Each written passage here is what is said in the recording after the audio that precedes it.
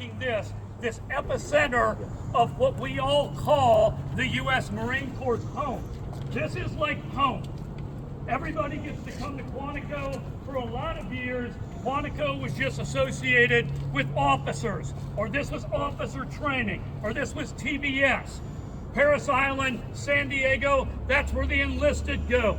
Once that museum got here, everybody came here.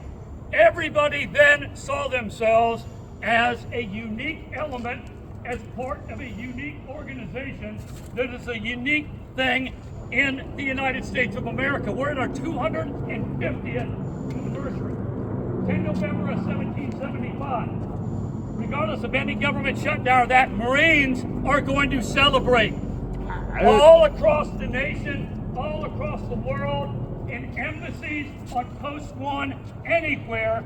A United States Marine is going to go and cut a sliver of cake to somebody, and they're going to walk up to Post 1 and they're going to offer that piece of cake to someone in China, someone in Zimbabwe, somewhere in all of those embassies around the world, and in hospitals, events all around the world as well, that a Marine cannot come to a celebration. There will be a Marine, trust me. That Marine may not be wearing a uniform anymore. They may be 94 years old. They may be 21.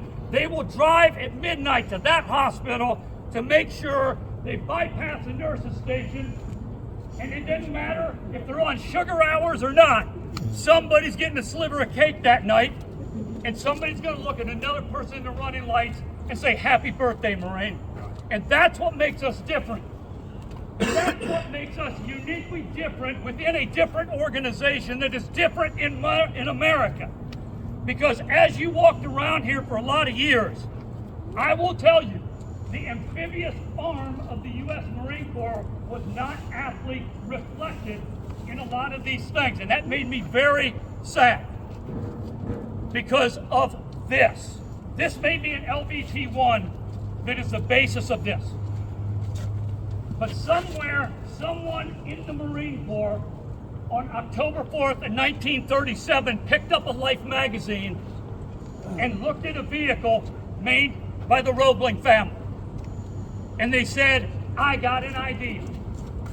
Because like good Marines, we look at everything that's been produced in the civilian sector and we instantly see that we can put weapons on that thing. And this is what happens. And then we start to develop this. And then all of a sudden they take Marines from every MOS that they can find and say, "We're going to make this new occupation field." No one's ever done it. We don't know how to work these things, but we're going to figure it out. I am a proud descendant of the community of the United States Marine Corps that has made a living since 1937 figuring it out for the Marine Corps. Because I will tell you, Amtrackers hands down, and then I went on to serve in the infantry, in the reconnaissance. Somebody thought at the age of 37 years old that Sergeant Major Lehew needed to jump out of airplanes and recon. And I question that person's judgment. Because we don't need that old of people jumping out of those things. But by God, in the Marine Corps, we don't just sit around. You lead everybody, private to general, you pitch in. You do your job. Everybody has to move things from ship to shore. So why did it hurt my heart? Well, the simple thing is, we can put vehicles in museums, but we can't put the men and the women who run them in those museums to give the people the why. Because we have produced the best vehicle in the world, one of the most unique that is routinely copied, but it's never the same. But they can't produce the men and women who keep those things operating and running. That's how we get to 1972. That's how we get for 54 years a vehicle that in procurement, I guarantee you somebody said, if we get 15 years out of that, it's great. No one back then thought, holy cow, 5 decades later, this armored vehicle is going to be one of the greatest things ever produced in the history of the world, not just in America. And so in 1943, on the 20th of November, and this represents a small sliver of every Amtracker, every battalion that has ever taken this machine to war. Because we're still taking it to war with a fight tonight mentality.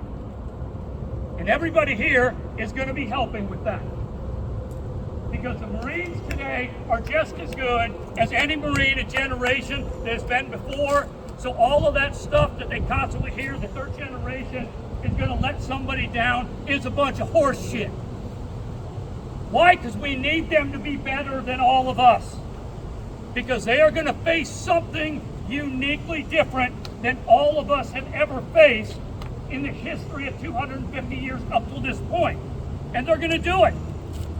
And we're going to be their biggest cheerleaders and champions.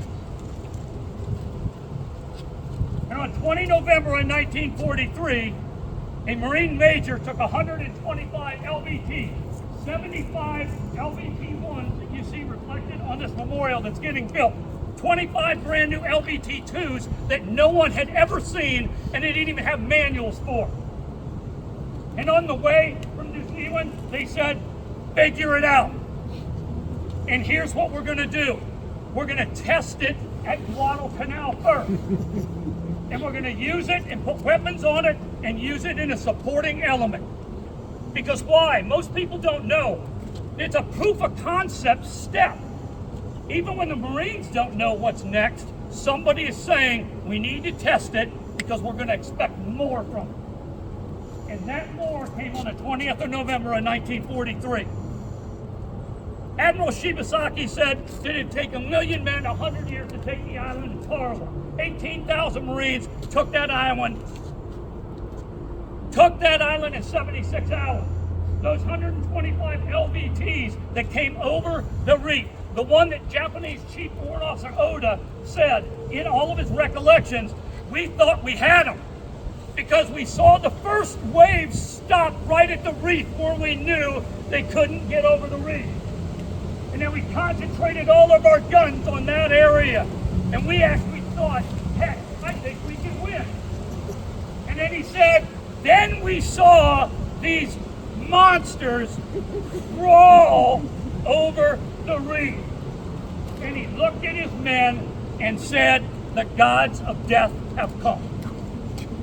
This is a memorial to the gods of death, past, present, and future. Of the 125 LVTs that spent that 76 hours, only 19 of them were operational at the end of that 76 hours. Of the 500 men that took those vehicles to the assault waves that week, 323 of them never made it. They were killed, wounded, injured, or missing in action. And men like that had nothing out here representing any of that. It was because of those men that allowed a Marine like me and a lot of others here that pushed into Iraq into the early days of 2003 to have that fight tonight mentality. They're not going to throw their hands up. They're not going to do nothing. And we are going to push for every inch and every ground. And we aren't giving up an inch of ground. Those tractor treads called forward. Inch forward. Just like the stick. So this is what this memorial is representing.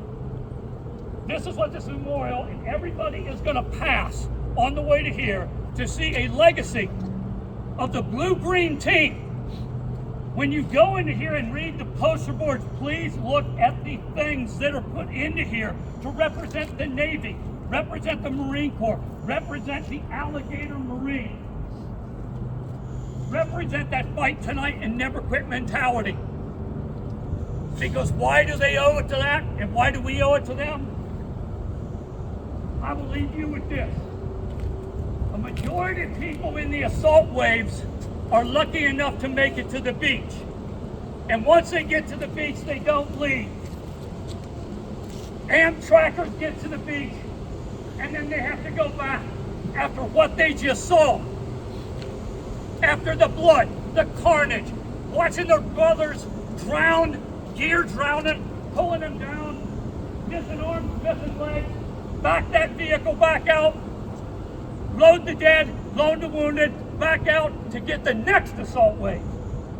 Why, they will hold the ground. And those tracks and those wheels will go and deliver another one after another one after another one after another one, and they will never stop. There is not an enemy on the face of this planet that our tractor treads and wheels cannot overrun, one after another after another. And what tells me that? Because I know how we make the people that we go inside of those things. One after another after another. Imagine in your head, if you will, the amount of fear you see one time. And the true test of courage is looking that right in the face and then going, I'm going to do it again. And I'm going to do it again. And I'm going to do it again. Because the person on the left and right, front and back of me is depending on that, and I will never quit. You cannot beat an organization that has a couple of 100,000 people that think exactly like that. Of the 500 men, of the 100 men that Heraclius said that was on the battlefield, he said 10 of them had no business being there. 80 of them are just targets. 9 of the real fighters, and we are happy to have them. Oh, but the one is a warrior, and he will bring the others home. Well, I will tell you, in my life, almost every intractor Marine I have ever met has never associated themselves with the 10. They know they're not bullet magnets at the 80. Even on their worst day, they're sick, they're tired, they're wet. They know they're part of the 9 fighters. They need to be that day. But to be honest with you, ladies and gentlemen, this memorial represents the ones. The ones. Because every Marine I have ever known, on that day, they're sick, they're tired, they're cold, they're nasty. Every damn one of them believes they're the one. And now, next year, we're going to put something right here that is reflective of not only that MOS legacy, but makes the U.S. Marine Corps and everyone proud that walks through here to go see Sergeant Reckless, that walks up there to see the Chosen Memorial, right here on this hallowed ground. We still have a little ways to go with that, so please spread the word. We still need some funds to get to this. But to get to this point today, to proudly be able to stick a shovel in that dirt and plant that legacy in a place that is long overdue, one of the greatest absolute honors of my entire life. Thank you all for coming today. God bless the Marine Corps. God bless the Amtrak community. And God bless America. Thank you.